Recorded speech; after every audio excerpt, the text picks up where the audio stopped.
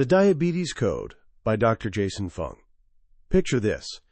You're sitting in a doctor's office feeling a bit off, maybe more tired than usual, carrying a few extra pounds you can't seem to shake. The doctor runs some tests, and when the results come back, there's that look.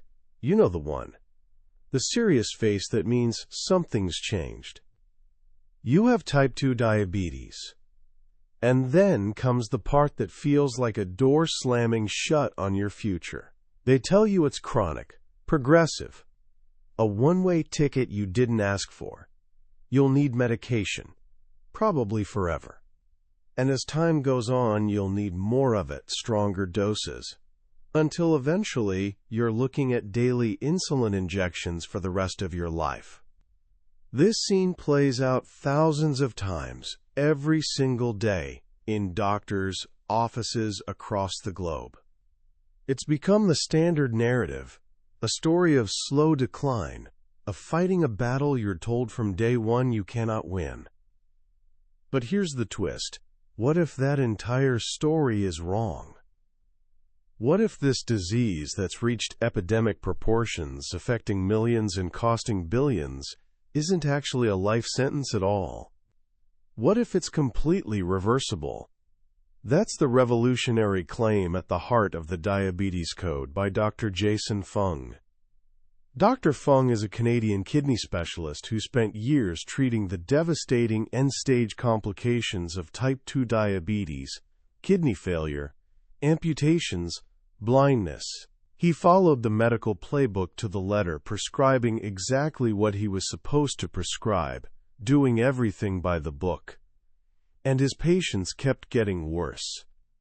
That uncomfortable reality sent him on a journey that would challenge everything he'd been taught. He started asking a question that seems almost embarrassingly simple. If our treatments aren't working, could it be that we don't actually understand the disease? What he discovered amounts to a complete paradigm shift in how we think about diabetes. His argument? We've been fighting the wrong enemy the entire time. We've been so laser-focused on treating the symptom, high blood sugar, that we've completely missed the underlying disease. And worse, our well-intentioned treatments have often made things worse, not better. In this summary, we're going to unpack this medical detective story together. We'll explore why a disease that's been around since ancient Egypt has suddenly exploded into a modern plague. We'll uncover what Dr. Fung believes is the true cause of type 2 diabetes, and it's probably not what you think. Most importantly, we'll discover the surprisingly simple framework he lays out to not just manage the disease, but actually reverse it, offering real hope where conventional medicine has offered only resignation. This isn't just a book summary, it might just be a turning point. Let's start with a picture that makes everything click into place. Imagine your body as a sugar bowl. When you're born, that bowl is empty. Over the years, through every meal, every snack, every dessert, you gradually fill that bowl. A spoonful here, a spoonful there. For decades, everything seems fine. The bowl accepts the sugar, your body stores it away neatly. But eventually that bowl fills up, and the moment it does, the very next time you eat, something changes. The sugar has nowhere to go. It spills over the rim and floods your system. That overflow, that's type 2 diabetes. This simple image is the key to understanding everything. Dr. Fung's central argument is that type 2 diabetes isn't really a disease of high blood sugar. High blood sugar is just what we see on the surface. The real problem is that there's too much sugar in your entire body. It's an overflow phenomenon. To understand how this happens, we need to meet the star of our story, a hormone called insulin. When you eat carbohydrates, whether that's sugar or starches like bread and pasta, they get broken down into glucose, which enters your bloodstream. Your pancreas responds by releasing insulin. Think of insulin as a key that unlocks your cells, letting glucose in so it can be used for energy. That's normal and healthy. But insulin has a second job that's just as important. It's a storage hormone. When you have more glucose than you need right now, insulin tells your body to store it for later. First, it goes to your liver as glycogen. Think of this as a small, convenient pantry, but that pantry is tiny. Once it's full, insulin directs your body to convert the excess glucose into something more long-term, fat. Scientists call this process de novo lipogenesis, which literally translates to making new fat. So here's the cycle. You eat, insulin goes up, you store energy. Then, between meals when you're not eating, insulin levels drop. That's the signal for your body to start burning that stored energy. It's a beautifully balanced system, as long as the time spent storing energy equals the time spent burning it. The trouble begins when this balance gets thrown off by one central villain, chronically high insulin levels, or what doctors call hyperinsulinemia. What happens when insulin stays elevated all the time? Your body gets stuck in storage mode. It never receives the signal to burn energy. The predictable result? Weight gain. Dr. Fung points out something every doctor and diabetic patient already knows. Insulin makes you gain weight. It's the drug's most common side effect. As he puts it, I can make anybody fat, I just need to give them enough insulin. But weight gain is just the beginning. Constantly high insulin levels create a more insidious problem: insulin resistance. Think of it this way. Imagine you have a teenager, and to get their attention you call their name. The first time, they respond immediately. But if you call their name constantly, all day long, what happens? They start tuning you out. They become resistant to your voice. To get the same reaction, you have to shout louder and louder. Hormones work exactly the same way. This is a fundamental principle in biology called homeostasis. The body resists constant, high-level stimulation. When insulin levels stay high for too long, your cells start ignoring the signal. They become insulin resistant. And how does your body respond? It shouts louder. Your pancreas pumps out even more insulin to try to force the glucose into these now resistant cells. This creates a vicious cycle. High insulin causes insulin resistance, which causes even higher insulin levels, which causes more resistance. This cycle can spin for years, even decades, while your blood sugar might still look normal on tests. But underneath the surface, your insulin levels are climbing higher and higher, driving the disease forward. This brings us back to our sugar bowl. The overflowing bowl represents insulin resistance. Your cells are so full of glucose that they simply can't take any more, no matter how loudly insulin knocks on the door. The conventional view says insulin resistance happens because the lock on the cell is broken, so the insulin key doesn't work. But Dr. Fung flips this completely. The problem isn't that the cell is empty and starving. The problem is that it's already stuffed to the brim. Think of a subway car during Tokyo rush hour. The train pulls in, doors open, but the car is already packed wall to wall with commuters. Nobody on the platform can get on. From the outside, it might look like the doors are broken, but the real issue is simple. The train is full. Tokyo actually employs subway pushers, people whose job is to physically shove more passengers into already crammed cars. In your body, high insulin levels become those subway pushers, forcibly cramming glucose into cells that are already overflowing. This works for a while, but it only makes the underlying problem worse. So where does all this excess sugar and newly created fat go? It starts infiltrating places it was never meant to be. This is where our story moves from a general problem to specific crime scenes, your organs. The first victim is your liver.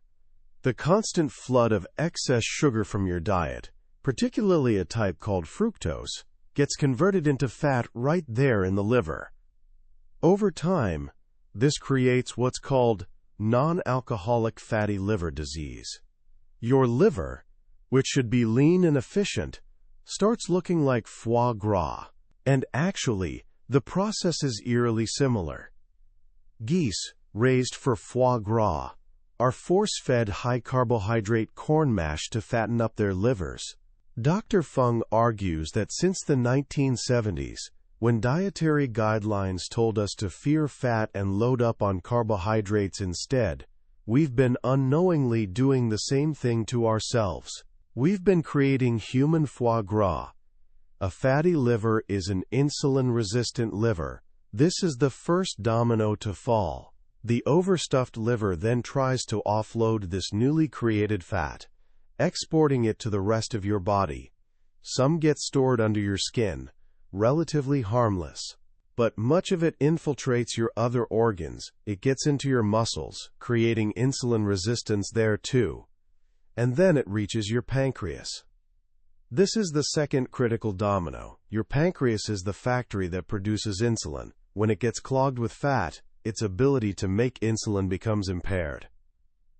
For years, it's been working overtime, churning out massive amounts of insulin to overcome your body's resistance. But now, literally gummed up with fat, it can't keep pace anymore. Insulin production starts dropping, not because it's burned out, but because it's physically congested. This is the breaking point. With insulin levels finally unable to match the sky-high resistance, glucose can no longer be forced into cells.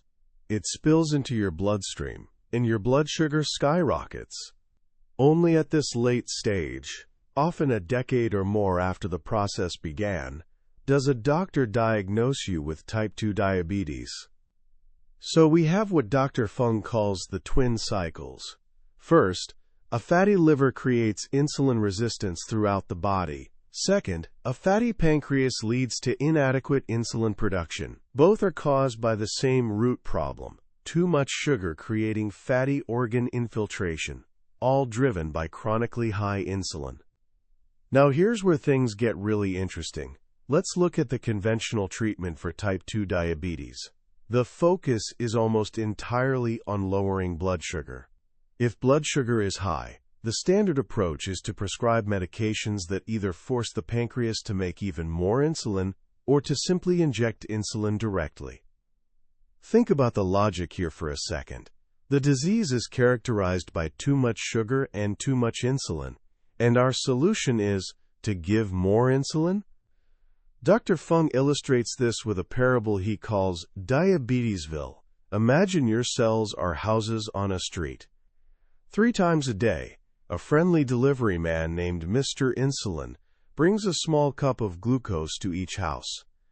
But over time, he starts delivering buckets instead of cups.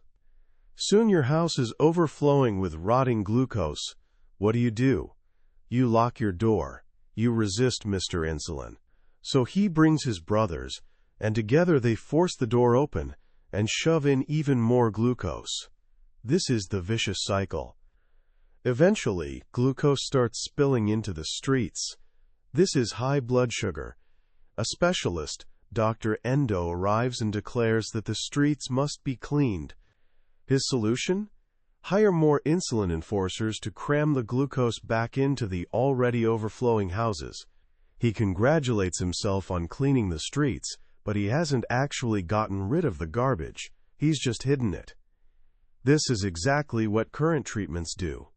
They don't remove the toxic sugar load from your body, they just relocate it from your blood, where it's visible on tests, into your organs, where it's hidden. Your kidneys, eyes, nerves, and heart all begin deteriorating from the inside out, gorged with the very sugar they were trying to resist. This explains why massive clinical trials, like Accord and Advance, which tested aggressive blood sugar lowering with medications, were so disappointing. They found that intensively lowering blood sugar with drugs didn't reduce heart attacks or strokes. In fact, one major trial found it actually increased the risk of death. The treatments were lowering blood sugar, but they weren't making people healthier. They were trading one problem, sugar toxicity in the blood, for another, more damaging problem, insulin toxicity. So, if drugs that raise insulin aren't the answer, what is? The solution, Dr. Fung argues, becomes crystal clear once you understand what the disease actually is. If type 2 diabetes is a disease of too much sugar in the body, then the cure requires just 2 steps. 1. Stop putting sugar in. 2. Burn off the sugar that's already there. That's it. No drugs required, no surgery, just a return to natural principles. Step 1. Stop putting sugar in means changing what you eat. And this isn't just about skipping dessert. The primary culprits are all sugars and refined carbohydrates. The most important rule, he says, is to avoid fructose. Table sugar and high fructose corn syrup are roughly half glucose, half fructose. While every cell in your body can use glucose, only your liver can process fructose.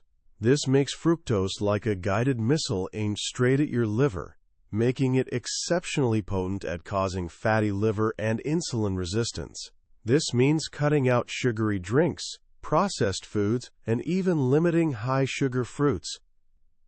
The second rule is to reduce refined carbohydrates, bread, pasta, rice, potatoes. These foods are essentially chains of glucose that break down quickly and flood your system, triggering a massive insulin response. Instead, Dr. Fung recommends a low-carbohydrate, healthy-fat diet. Replace those refined carbs with natural, unprocessed foods, including healthy fats like avocados, nuts, olive oil, and yes, even natural saturated fats found in butter and meat. Why? Because dietary fat has a minimal effect on insulin levels. This brings us to step 2, burn off the sugar that's already there. Changing your diet is great for stopping the inflow of sugar, but what about the decades of accumulated sugar already stored in your liver and other organs? To actually reverse the disease, you need to empty that overflowing bowl. Exercise helps, but its effect is surprisingly modest. You can't really exercise your liver. The most powerful way to force your body to burn its stored sugar is a practice as old as humanity itself, intermittent fasting. Fasting is simply the opposite of eating. When you eat, you store food energy. When you fast, you burn it. By strategically extending the periods when you're not eating, you allow your insulin levels to drop. This drop is the crucial switch that tells your body, okay, time to stop storing and start burning. Your body first burns through the glycogen in your liver, and once that's gone, it starts burning body fat for energy. This is profoundly different from simple calorie restriction, the old eat less, move more approach. When you constantly restrict calories every single day, your body adapts by slowing down your metabolism. This is what people call starvation mode. Your body becomes more efficient, burning fewer calories for the same activities, and your hunger increases dramatically. This is why these diets have a failure rate exceeding 99%. Intermittent fasting, however, doesn't cause this metabolic slowdown. Studies show that during short-term fasts, metabolism actually speeds up. Hormones like noradrenaline get released, keeping your energy levels high. Think about it from an evolutionary perspective. If our ancestors became weak and tired every time they missed a meal, they'd never have had the energy to hunt or gather food, and humanity would have died out. Instead, fasting gives us access to our vast energy reserves, our body fat, and keeps us sharp and energized. By combining a low-carbohydrate diet with intermittent fasting, you create the perfect 1-2 punch. The diet stops more sugar from coming in, and the fasting burns off the sugar that's already there. The case studies in the book are remarkable.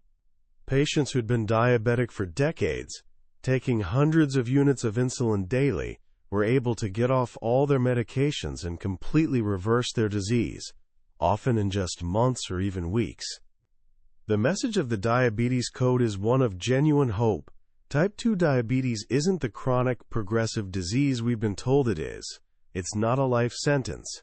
It's a dietary disease that can be reversed with dietary solutions. By understanding its true cause, too much sugar and too much insulin, we finally have the key to unlock the code. Stepping back to look at the bigger picture Dr. Fung paints, what's truly remarkable isn't just the solution he offers, but how clearly he dismantles 50 years of flawed medical and nutritional advice. This book is more than a diet guide. It's a fundamental shift in how we think about disease itself. It challenges us to stop fighting symptoms and start addressing root causes. For decades, we've been told a story that goes like this: a calorie is a calorie. Just eat less and move more. We've been taught to fear fat, count every calorie, and see diseases like type 2 diabetes as inevitable parts of aging, or simply bad luck. But Dr. Fung forces us to confront an uncomfortable truth. What if that entire narrative is wrong? What if the hormonal signals our food sends matter far more than the calories it contains? The most powerful lesson here is empowerment through understanding. When you see type 2 diabetes not as some mysterious failure of your body, but as a simple overflow problem, a sugar bowl that's too full, the path forward becomes incredibly clear. The goal shifts from managing blood sugar with lifelong medication to actually emptying the bowl. This reframing changes everything. It transforms patients from passive recipients of prescriptions into active participants in their own healing. What I find particularly compelling is how Dr. Fung connects ancient wisdom with modern science. Intermittent fasting isn't some trendy new fad. It's one of the oldest healing traditions in human history, practiced across cultures and religions for thousands of years. He simply provides the scientific explanation for why it works so powerfully. The solution to our modern epidemic has been hiding in plain sight all along. The implications are enormous. We live in a world where the medical system is heavily geared toward pharmaceutical solutions. But Dr. Fung reminds us of something crucial. You can't use a drug to cure a dietary disease. The solution doesn't have to come from a pharmacy. It can come from your kitchen and your choices. So how can you start applying these principles in your own life, right now? It doesn't require a drastic overnight transformation. You can begin with a few simple, powerful steps. First, become a sugar detective. For the next 24 hours, make it your mission to eliminate added sugars. No sugary drinks, obviously, but also read labels on things you might not suspect: ketchup, salad dressing, yogurt. You'll be amazed at where sugar is hiding. Second, try a simple dietary swap. Instead of a carb-heavy breakfast like cereal or toast, try eggs. Notice how you feel. Do you stay full longer? Do you avoid that mid-morning energy crash? This small experiment will show you firsthand the power of managing your insulin instead of spiking it first thing in the morning. Third, dip your toes into intermittent fasting. You don't need to start with a multi-day fast. Just try extending your natural overnight fast. If you normally finish dinner at 7 and eat breakfast at 7, that's already a 12-hour fast. See if you can push breakfast to 9 tomorrow, creating a 14-hour fast. It's a simple, gentle way to give your body more time in that crucial fat-burning state. That was a summary of the Diabetes Code by Dr. Jason Fung. We've covered the core ideas today, but a summary is like looking at a map of a beautiful country. It shows you the landmarks, but it can't replicate the experience of actually walking those streets, breathing that air, meeting those people. The real power of this book lies in the depth of its explanations, the way its stories and analogies click into place and fundamentally change how you view food and your body. This summary is your map, designed to help you decide if this journey is one you want to take. If the idea of reversing, not just managing, disease resonates with you, I'd encourage you to grab a copy. Reading it isn't just about learning. It's about empowering yourself with knowledge that can genuinely change the trajectory of your life. Also, if you found this deep dive valuable, I'd be grateful if you'd hit that like button and subscribe to Billionaire's Bookshelf. It helps us continue bringing you these explorations into life-changing books. Let's keep building our wisdom together, one book at a time.